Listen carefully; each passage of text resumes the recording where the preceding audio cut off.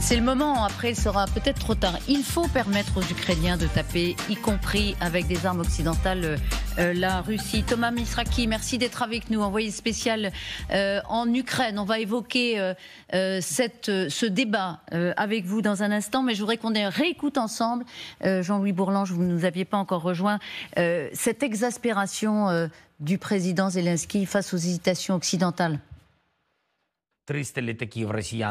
Les Russes utilisent 300 avions sur le territoire de l'Ukraine. Nous avons besoin d'au moins 120, 130 avions pour résister, pour nous battre dans le ciel. Vous ne pouvez pas le faire maintenant ? Ok. Nous revenons donc à la défense aérienne. Vous ne pouvez pas le faire non plus ? Les F-16, vous ne pouvez pas encore les fournir. Nous retournons donc aux avions que vous aviez sur le territoire des pays de l'OTAN voisins. Ils sont là. Utilisez-les vous-même. Abattez des cibles. Protégez les civils. Voilà, beaucoup de convictions toujours, malgré la situation difficile. Thomas Misraki, cette exaspération présidentielle, vous la constatez, vous, évidemment, sur le front, avec la grosse fatigue des soldats ? Je vais vous répondre avec des images, Elisabeth, si vous le voulez bien. L'Ukraine a été attaquée hier soir. 29 drones au total ont été lancés par les Russes, 28 ont été détruits.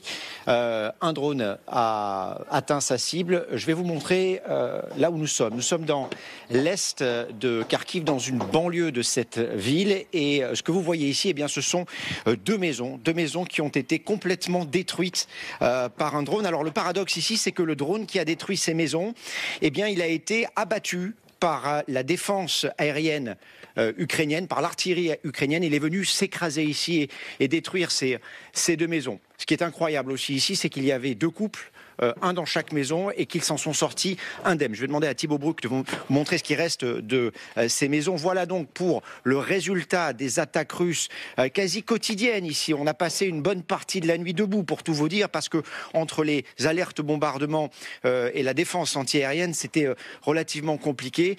Ici, ils payent le prix fort de ce qui se passe, et sur le front, c'est la même chose, parce que cette guerre, l'Ukraine est en train de la perdre dans les airs, avec les avions russes, avec les bombes planantes guidées, avec les drones kamikazes russes. Les Ukrainiens ont beaucoup de mal à riposter, et c'est ce qui leur fait mal en ce moment. C'est comme ça qu'ils sont en train de perdre les batailles de ce front nord, même si la situation, depuis quelques jours, s'est stabilisée, et si depuis 24 heures, l'intensité des combats a baissé ici. Thomas, vous m'entendez ? Vous êtes à combien de kilomètres de Kharkiv, oui. Thomas ? On est dans la banlieue, hein, littéralement, on est à moins de 5 km à l'est. Et donc, une défense aérienne qui n'est pas en capacité d'éviter les frappes et les bombes planantes dont le nombre s'est accentué, les bombes planantes russes depuis le début janvier. Ça n'arrête pas. Un soldat me disait hier ou avant-hier, je ne sais plus, parce qu'on en a rencontré tellement, que sur une ligne de front qui se trouve à une dizaine de kilomètres au nord de Kharkiv, eh bien sur 3 kilomètres, chaque jour, 3 kilomètres de ligne de front, c'est une centaine de bombes planantes qui sont larguées sur les forces ukrainiennes, les empêchant ainsi d'avancer et permettant l'avancée dispersée de petits groupes de soldats russes. Dans ces conditions, évidemment, on comprend que les Ukrainiens ne puissent pas riposter, d'autant plus que leurs unités qui ont été dépêchées sur place viennent pour la plupart, celles qu'on a rencontrées en tout cas, du Donbass, et que la plupart sont dégarnis. Un soldat de la 92e nous disait « On a quitté la région de Chassiviar parce que 70% de notre unité a été tuée. On devait partir derrière les lignes pour se reconstituer. Avant qu'on puisse le faire, eh bien, on a été dépêché sur les lignes du front nord. » Ce soldat, pour vous donner un ordre d'idée, handicapé, il n'avait plus l'usage de ses pouces, il avait une blessure à la jambe, il n'a pas voulu quitter ses camarades, et donc on lui a assigné la tâche suivante. C'est lui qui ramenait les blessés et les morts de la ligne de front. Merci beaucoup Thomas Misraki d'avoir été en direct avec nous, avec Thibaut Bruck. Juste un mot sur le handicap. On a appris la semaine dernière qu'effectivement il y a des soldats blessés, devenus handicapés, oui, qui soit volontairement, soit obligatoirement devaient revenir sur le front. C'est comme ça, il y a un moment. Oui, bien sûr. Vous les avez rencontrés. Oui, la plupart sont volontaires. Ils veulent continuer à servir. Et donc, ils servent comme ils peuvent, bien sûr. C'est tout à leur honneur. Juste un petit point sur... l'armée ukrainienne connaît un certain nombre de crises. On le connaît. La crise de défense du ciel, le manque de batteries antiaériennes, notamment pour empêcher les avions russes de s'approcher suffisamment pour pouvoir lancer notamment ces bombes volantes qui frappent à plusieurs dizaines de kilomètres. Manque d'obus, en manque d'unités de combat aussi, tout simplement, et donc manque de réserve. Mais il y a au moins un point fort qui est dans l'armée ukrainienne, c'est cette capacité de frappe à distance, justement, avec tous les missiles dont ils disposent, les ATACMS depuis le sol, les Scalp, les Storm Shadow, etc., les bombes, nos bombes volantes, les A2SM notamment, qui peuvent être larguées. Donc il y a une bonne capacité de frappe en profondeur, et cette capacité, on la bride. Tout simplement. Le meilleur moyen, le moyen le plus rapide d'aider les Ukrainiens, c'est de justement se lever cette interdiction, et ça leur permettra de frapper beaucoup plus de cibles en profondeur et donc d'entraver très largement l'offensive russe. L'Institut de la guerre vous a entendu. Le colonel... l'Institut de la guerre vous a entendu et puis a lu d'ailleurs votre communiqué, votre tribune, parce qu'elle l'a cité, l'Institut de la guerre, ce matin. Et il ajoute, l'Institut d'études de la guerre, les limitations américaines et occidentales à la faculté de l'Ukraine à frapper des cibles militaires en Russie ont créé un sanctuaire dans les zones frontalières russes à partir duquel les avions russes peuvent mener des frappes de bombes planantes et de missiles. Oui. C'est à cela qu'aboutit effectivement cette limitation. Et c'est d'ailleurs parler de sanctuarisation. Et vous avez... Vous en citez. Donc, Vous savez, quand on entend ces témoignages, on est quand même tellement frappé de la difficulté. Est-ce qu'il est normal que nous soyons toujours en train de courir après les 2% du PIB consacrés à la défense nationale à 2 ans et quelques mois après le déclenchement de cette offensive? Comment est-ce qu'on peut être aussi lent, aussi procrastinateur dans l'aide à l'Ukraine? Je ne parle pas de la France, nous avons un dispositif militaire assez compliqué, pas très adapté à la situation, mais nous faisons de grands efforts. Mais d'une façon générale, les puissances européennes et les Américains, à cause des intermittences de leur action, ont eu une attitude qui n'est pas justifiée. Nous n'avons pas, vis-à-vis de l'Ukraine, une simple obligation de moyens, de fournir des armes et de dire voilà, c'est fini. Nous devons en fournir en quantité suffisante pour leur permettre de résister. Le cri d'alarme du président Zelensky est tout à fait justifié. Je ne parle pas techniquement tel ou tel type d'arme, mais d'une façon générale, nous ne sommes pas du tout suffisamment mobilisés. On dit qu'il y a des usines d'armement qui ne tournent pas à plein et qui pourraient en fournir plus, des bombes planantes ou autre chose.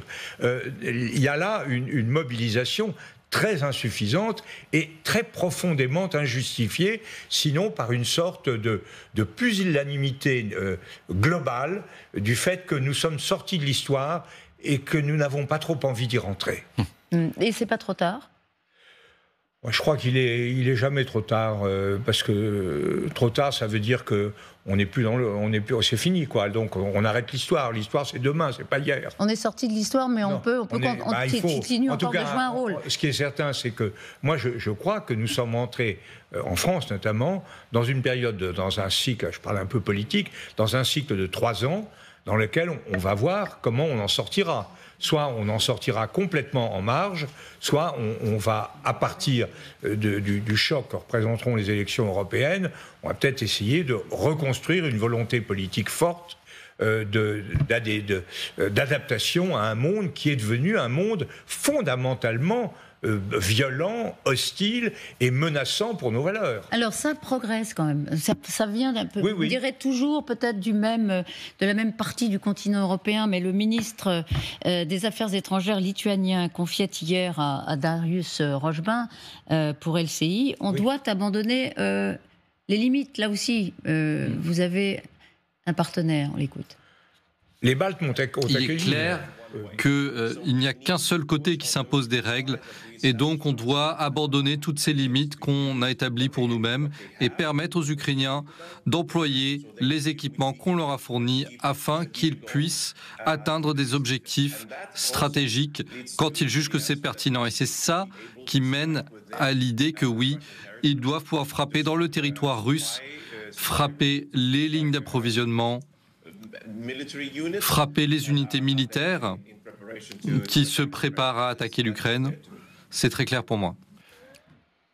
De la part du ministre lituanien, ça n'est pas une surprise parce qu'ils sont toujours en première ligne, comme les Polonais, pour résister, et ils n'ont jamais manqué de courage, et ils sont aussi concernés au premier chef. Pour ce qui est de la France, c'est vrai que là, depuis quelque temps, depuis le discours de Bratislava, en fait, en juin 2023, Emmanuel Macron a complètement changé et a quitté cette ambiguïté qui n'était pour le coup pas très stratégique. À l'égard de la Russie, vraiment frontal et dans la décision vis-à-vis de la Russie, d'où la tribune de Jean-Louis Bourlanges. Il faut être cohérent. Si on est vraiment décidé à s'opposer frontalement à la Russie, il faut s'en donner les moyens. Mais malgré tout, il me semble qu'il reste en France, et en tout cas aux États-Unis, un sentiment d'incertitude sur l'objectif qu'on cherche à atteindre. Et ça m'a frappé que Emmanuel Macron, pendant très longtemps, il a un peu changé, mais pas beaucoup. Il dit toujours il ne faut pas que l'Ukraine perde, mais il ne dit jamais qu'il faut que l'Ukraine gagne.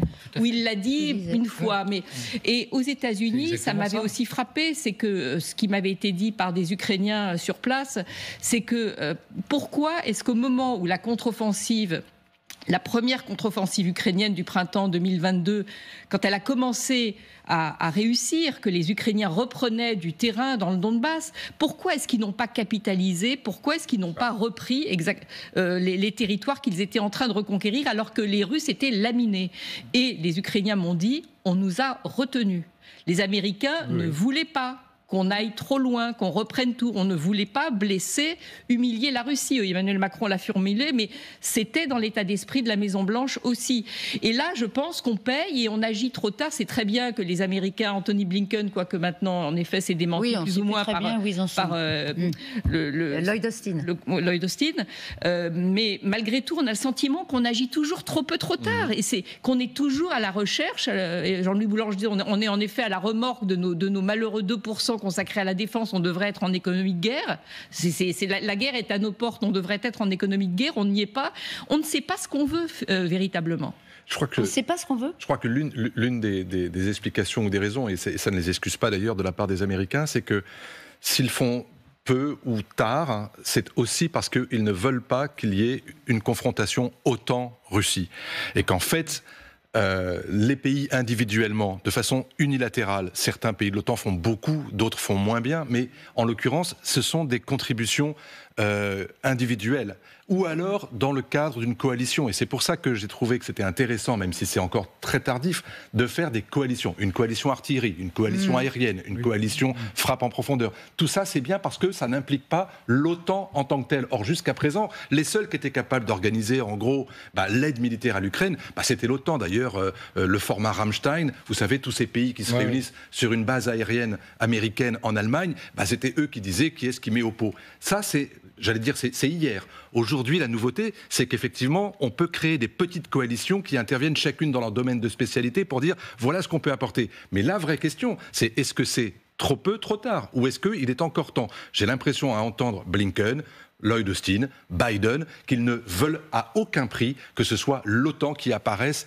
comme, j'allais dire, la vitrine de cet effort-là. Pourquoi? Mais parce qu'on est à 6 mois d'une élection présidentielle, les enjeux sont extrêmement importants et on a en face de nous un adversaire, Donald Trump, qui est, j'allais dire, encore plus qu'il y a 8 ans, extrêmement ambigu sur la solidarité des alliés. Et donc, en attendant, on met en avant, et on demande d'ailleurs aux Européens de faire plus et mieux, quitte à ce que les Américains soient leading from behind, comme disait Obama, c'est-à-dire en arrière. Et l'Europe est divisée. Elle le restera de toute façon. Elle l'est. Parce qu'il y a mais c'est aussi un frein quand même. Mais c'est justifié que l'Europe en fasse plus. Je crois que c'est le seul point de la doctrine de M. Trump qui est indiscutable. On a les moyens technologiques, économiques, financiers, même si on est en situation budgétaire difficile en France, on a les moyens de contribuer beaucoup plus à notre défense. Et il n'y a pas de raison qu'on se traîne misérablement en dessous de ces 2%, pendant que les Américains sont près de 5% de leur PIB en matière de défense. Je crois qu'il y a la question institutionnelle que vous posez. Il y a aussi la question de la déstabilisation de la Russie. Oui. Les Français qui vous écoutent vous diront que non, on n'a pas les moyens, on a des déficits absolument abyssaux. et on a des défis considérables en matière de redressement des services publics. Mais on a toutes les ressources. Une économie de guerre. Si on faisait le même effort de défense qu'en 1989, où l'économie n'était pas extraordinairement en 1990, l'économie française n'était pas forcément extrêmement florissante, notre budget ne serait pas de 40 et quelques milliards d'euros de défense, il serait de 72 milliards d'euros. Voilà, si simplement on faisait le même effort que la France à cette époque. C'est pas la même époque. Non, mais surtout, François parle beaucoup des États-Unis, Blinken, mais il faut oublier ça. Il y a deux ferments majeurs de ce qui est en train de se passer en Europe, même si c'est lent, même si ça prend du temps, même s'il y a des divisions. C'est d'un côté Poutine qui aura fait pour l'Europe plus que n'importe qui, et on va avoir très vite Trump. On va très vite avoir Trump, on sera face à nous-mêmes et on devra le faire. On devra le faire. On devra se constituer de manière beaucoup plus autonome. Ce n'est pas gagné, parce que vous avez tout à fait raison que l'élection de M. Trump serait un défi très important. Vous suggérez, je comprends très bien, et que ça susciterait une sorte de réaction, de coup de rein des Européens. Vous pouvez exactement avoir une démarche inverse de débandade. Quand on voit ce qui se passe aux Pays-Bas, ce qui se passe en France, où l'extrême droite, ce qui se passe en Slovaquie, ce qui se passe en Hongrie. Vous parlez de la montée de l'extrême droite. Des Balkans, nous avons des gens qui disent, après tout, pourquoi ne pas causer l'Amérique, nous n'avons jamais aimé d'ailleurs, parce que l'anti-américanisme est quand même quelque chose d'assez solidement enraciné en France. Nous n'avons jamais aimé cela, les anglo-saxons, tout ça. En revanche, on a toujours eu de bonnes relations, pas toujours, mais avec les Russes. Et donc, après tout, Poutine fera certainement quelques gestes amicaux, etc. Pourquoi s'embarrasser dans un conflit de cet ordre ? Et Poutine poursuit très très nettement l'idée de la destruction de l'Union européenne en tant que telle.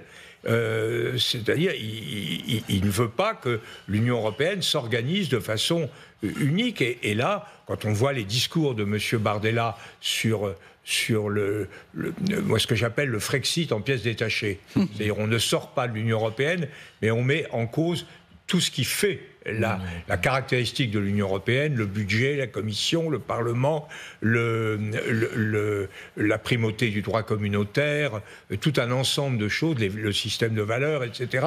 Quand vous mettez en cause tout ça, vous avez 27 nains et vous n'avez plus une Union européenne. Et Poutine est très à l'aise. Poutine n'est pas Blanche-Neige, mais il est très, très à l'aise avec 27 nains. Oui, mais on n'en est pas au 27. On n'en est pas là. On n'en est pas au 27. Non, mais je suis d'accord avec vous. Vous ne pouvez pas nier qu'il y a eu un sursaut européen comme jamais on en a vu. Non seulement je ne le nie pas, mais j'essaie d'y concourir. J'essaie d'y concourir, mais je veux dire, c'est la grande lutte, là. C'est ça, le grand enjeu des 3 années à venir. Est-ce qu'on va se rassembler, s'unifier et faire face à une situation qui n'est pas une situation dramatique budgétairement, etc. Ce qu'on demande, c'est des efforts, c'est pas des sacrifices, c'est pas de la sueur, du sang et des larmes. On n'en est pas là. On demande simplement un peu de rigueur, un peu de discipline, un peu de cohérence, un peu de constance. C'est ça qui est bon. Est-ce qu'on sera capable de faire ça ? Aujourd'hui, quand je vois le débat européen tel qu'il s'organise, j'ai l'impression que beaucoup de nos concitoyens ont la tête ailleurs. Quand vous relisez, ça percute un peu la vision de votre Europe idéale, Gilles. Quand vous relisez les discours prononcés notamment par Angela Merkel en 2017, juste après le premier sommet de l'OTAN de Trump, où en gros l'idée c'était de dire il va falloir désormais se débrouiller par nous-mêmes, il va falloir apprendre à faire sans. On est 7 ans et demi plus tard. Qu'est-ce qui a été fait ? Beaucoup, mais certainement pas assez. Et on a l'impression qu'effectivement, ce débat sur la puissance de l'Union européenne, on le reporte à chaque fois, on le procrastine. Oui, mais il y a eu effectivement quand même des avancées, des capacités de mutualisation mais insuffisant. des fonds. La sortie des Britanniques nous gêne beaucoup. Parce que ce sont les Britanniques qui ont avec nous la conscience la plus claire de ça. C'est le lead de défense. Ils sont dehors, donc c'est... Les accords de Saint-Malo. C'était, de Saint-Malo et de... Donc il faut les faire revenir. Malgré tout, du point de vue de la sécurité et de la défense, il n'y a rien d'entamé entre l'Union européenne et les Britanniques. Bien sûr. Non, mais il faut trouver des mécanismes. Ce qu'avaient trouvé assez bien les diplomates anglais, parce qu'ils n'ont jamais compris. Les diplomates britanniques n'ont jamais compris le Brexit, parce qu'ils se sont dit, on avait tout arrangé. On était là, on était avec quelques milliers de fonctionnaires à Bruxelles, on contrôlait assez bien ces 450 millions de ploucs européens, de ploucs continentaux, on se débrouillait pas mal, et on s'était soustrait tout ce qui nous gênait, la monnaie, avec des opt-out partout. Oui, des opt-out dans tous les sens, etc., la politique sociale, et on contrôlait tout ça. Donc pourquoi le peuple britannique a-t-il cédé à ces sirènes ?